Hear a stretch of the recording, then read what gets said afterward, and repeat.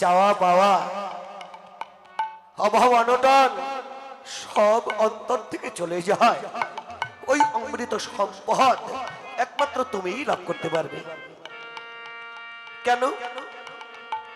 আরে ওই অমৃত সম্পদ সেই লাভ করবে অমৃতের সাগরে যিনি এটাকে ডুবতে পারবে। তা তুমি যখন ডুবেছ, সেই অমৃত সম্পদ তুমিই পাবে। আর অমৃত সম্পদ পেলেই তো জীবনের অভাব অনটন অন্তর থেকে চলে যাবে। অমৃত সম্পদটা কি গো মা? যাকে লাভ করলে জীবনে অন্য কোনো কিছু আর লাভ করবার বাসনা থাকে না, যাকে পেলে জীবনের সমস্ত চাওয়া পাওয়া অপূর্ণতা অন্তর থেকে চলে যায়। শ্রীমদ ভগবত গীতায় যে কথাটি বলেছেন, জগলব্ধা চাপরং লাভং মন্নতি নাধিকাং তত, যাকে পেলে জীবের অশান্ত মনোপ্রাণ শান্ত হয়ে যায়, সমস্ত অভাব চলে যায়। সেই সম্পদটাই হলো একমাত্র গৌর গোবিন্দের যুগল চরণ সম্পদ। তাহলে এই সম্পদ পেলে জীবের সমস্ত চাওয়া পাওয়া মিটে যায়। হ্যাঁ, তাহলে ওই সম্পদ কোথায় আছে? ভক্তি শাস্ত্রে বললেন অমৃতের সাগরে। অমৃতের সাগরেই অমৃত সম্পদ আছে। তাহলে অমৃত সম্পদ আমিও লাভ করতে চাই। জীবনে তো অনেক দুঃখ, অনেক অভাব, জ্বালা যন্ত্রণা, অভাব অনটনে দুঃখ বেদনায় সারা জীবন আমি জ্বলছি, এই দুঃখের বোঝা বহন করছি। বাবা, ওই সম্পদ পেলেই যদি সমস্ত দুঃখ থেকে মুক্তি পাওয়া যায়, আমি ওই সম্পদ পেতে চাই। কি করে সম্পদ পাওয়া যাবে? ভক্তি শাস্ত্রে বললেন, হ্যাঁ, সম্পদ একমাত্র যদি পেতে হয় তিনি লাভ করতে পারবে। ওই অমৃতের সাগরে যদি কারো ডুবে যাওয়ার সৌভাগ্য হয়ে যায়,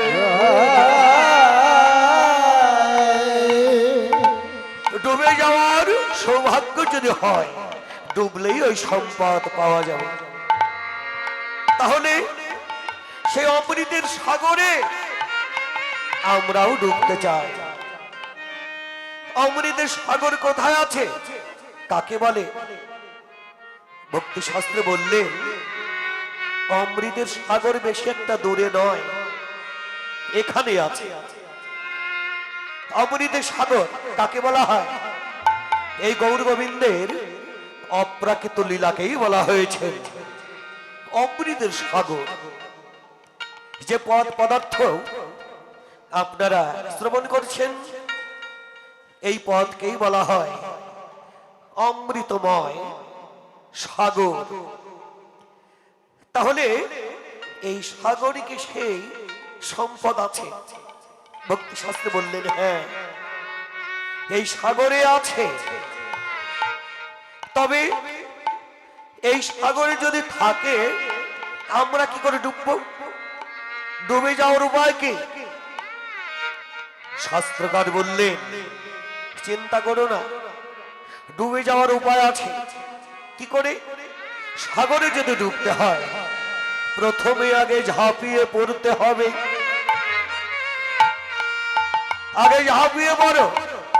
কি করে? কোথা থেকে? আমাদের মান অভিমান অহংকারের কুল ত্যাগ করে গুরুদেবের চরণ আশ্রয় করে ভাজনের বীজের হৃদয় ক্ষেত্রে বাপন করে বাদনে হরিবল হরিবল হরিবল বলে ঝাঁপিয়ে পড়ো।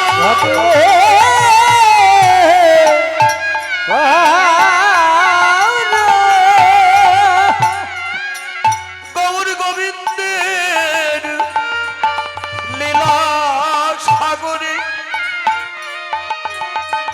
ঝাঁপিয়ে পড়তে বললেন। কেন?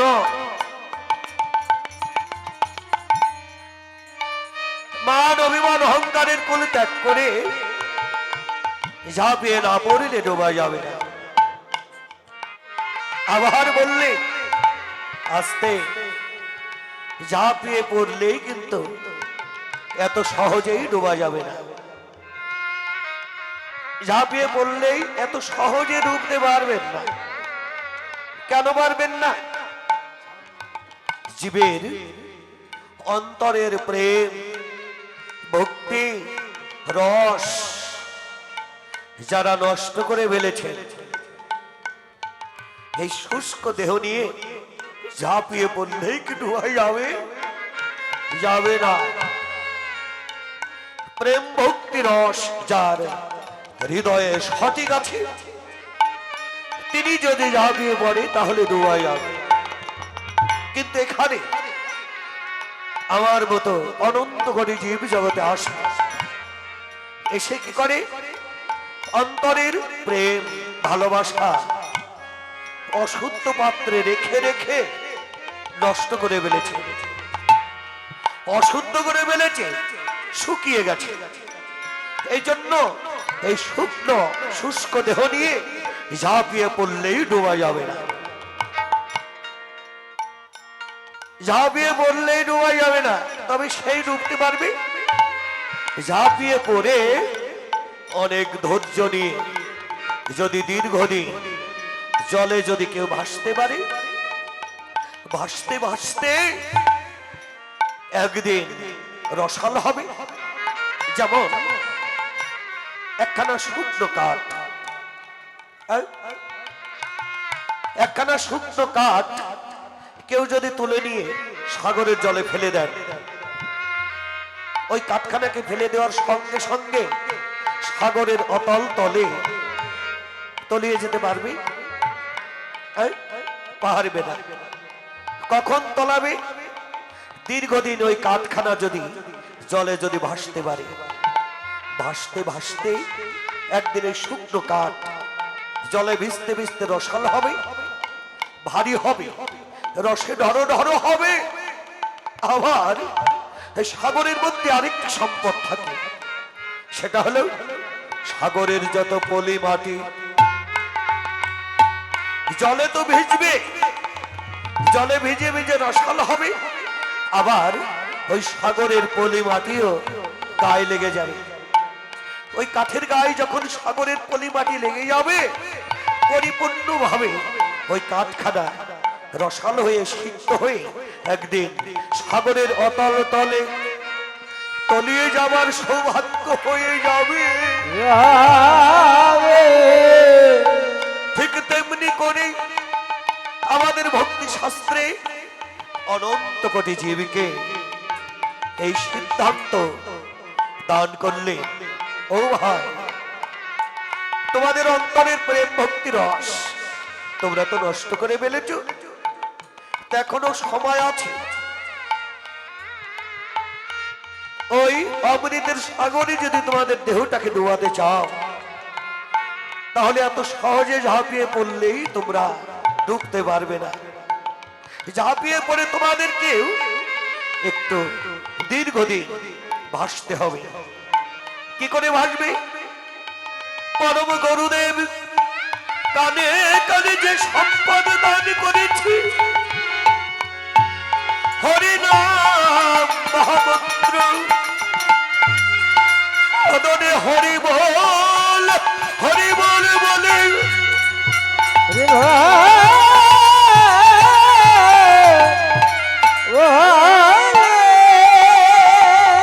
দুটি নয়নের জলে তোমরা ভাসতে থাকো।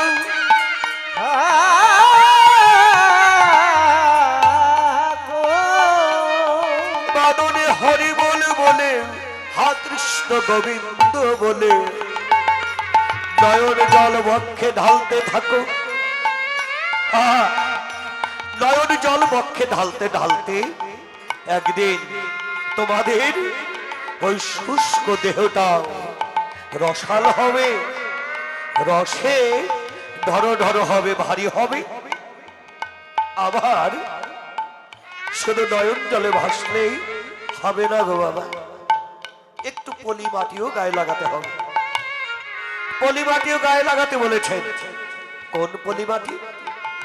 সাগরের পলি মাটি নয়, যে পলিমাটি এই বৃন্দাবনে আছে, সেই পলিমাটিটা হলো এই বৃন্দাবনের যত সাধু গুরু বৈষ্ণবের যুগল চরণ ধুলি বাতি গায়ে লাগিয়ে দাও।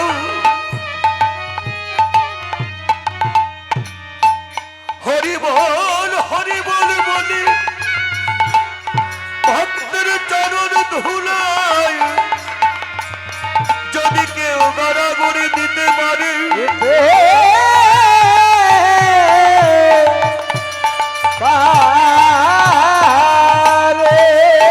এই ভক্তের চরণ ধুলি আগেবার যদি কারো গায়ে লেগে যায়,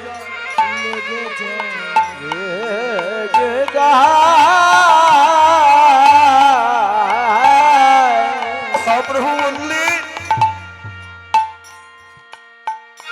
এই ভক্তের পদধূলি গায়ে লাগতে লাগতে একদিন দেহটা ভারী হবে, সিক্ত হবে। সেদিন কি হবে?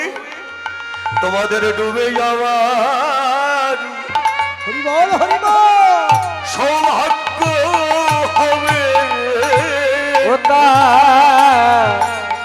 একদিন ডুবে যাবা সৌভাগ্য হবে।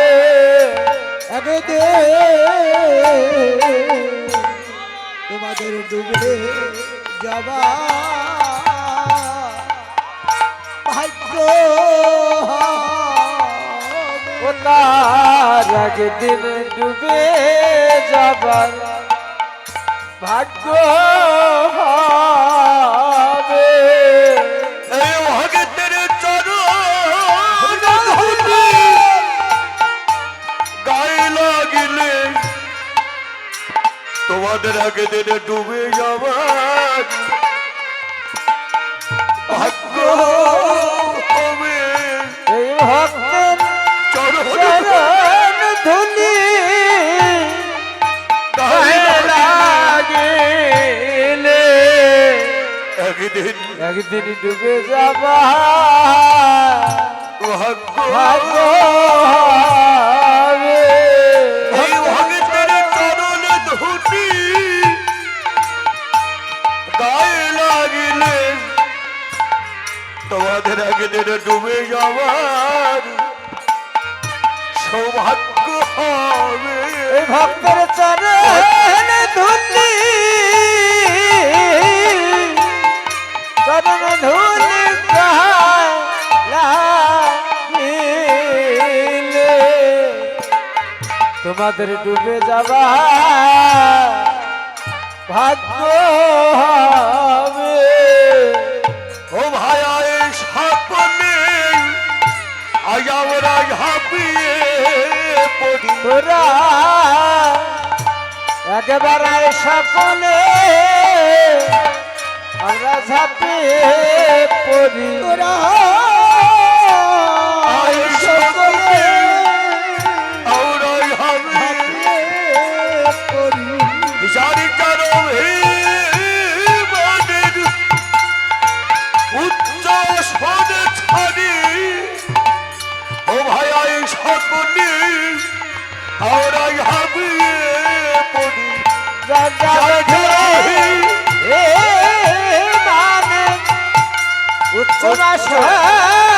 সারি তোরা আয় সকলে আমরা ঝাঁপিয়ে পড়ি।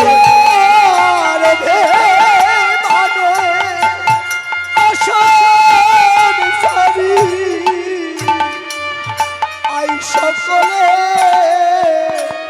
ঝাঁপিয়ে পড়ি ভক্তের চরণ ধুলায় যায় ভক্তে চরণ ধুলাই যায় আমরা গড়া গড়ি। চরণ ধুলো যাই গড়া গড়ি সবাই বাদন ভরে বলে হরি হরি চরণ ধুলা দে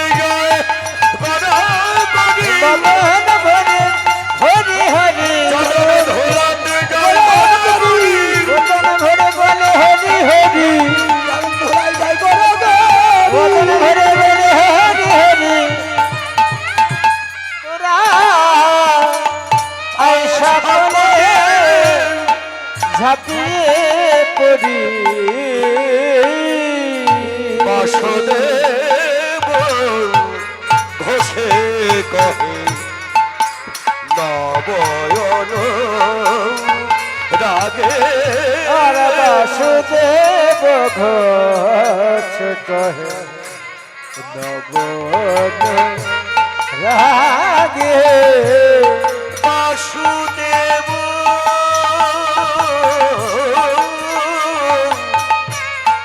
বাসুদেব ঘোষে কহে নবয়ন রাগে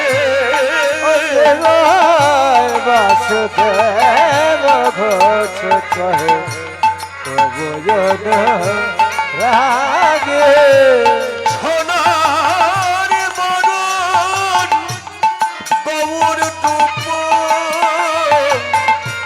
হৃদয় মাঝে যা এই সোনার বনে প্রভু রূপ হিয়ার মাঝে জাগে রে তার এই তো দশারে দশারে এই তো দশারে এই তো দশারে মা বলুন রাগের এই তো দশারে বাপনে রাগে এই তো দশারে অনুরাগের এই তো দশারে ভুলতে গেলে যায় না ভোলা এই তো ভুলতে দশারে গেলে যায় না ভোলা এই তো দশারে ভুলতে গেলে যায় না ভোলা নবয় অনুরাগের ভুলতে গেলে যায় না ভোলা অনুরাগের দশা ভুলতে গেলে যায় না ভোলা অনুরাগের দশা ভুলতে গেলে যায় না ভোলা অনুরাগের দশা এই তো দশারে সোনার মনে মনন গৌর রূপ হৃদয় মাঝে জাগে রে বাসুদেব ঘোষে কহে নবয়ন রাগে রাগে সোনার বরণ গৌর রূপ হৃদয় মাঝে জাগে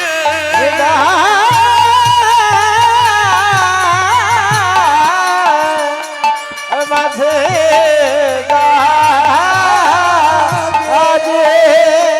বাসুদেব ঘোষে কহে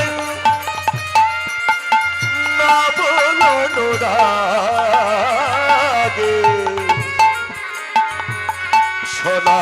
সোনার বরণ গৌর ধূপ হৃদয় মাঝে জাগে